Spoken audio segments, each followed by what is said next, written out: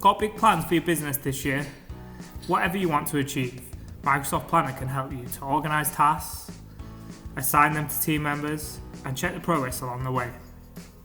To get started, create a team in Microsoft Teams. Add the people responsible for helping to complete tasks in your plan. Next, click on the plus icon and then the Planner tab. Create a new plan and then give it a name. When you do this, members of the team will be alerted that a plan's been created. Next, you can create buckets of work. For example, if you are organising a virtual event, you could have buckets for attendees, one for speakers, one for marketing, and so on. With each bucket, you can set tasks within deadlines and assign them.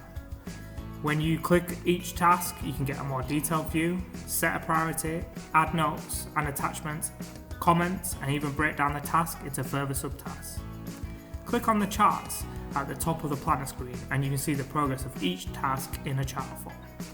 Click on schedule to get the calendar view of when each task is due to be completed. We like to think of it as the ultimate collaborative to-do list. If you want some help getting this set up for your business, or anything else to do with Microsoft 365, please get in touch.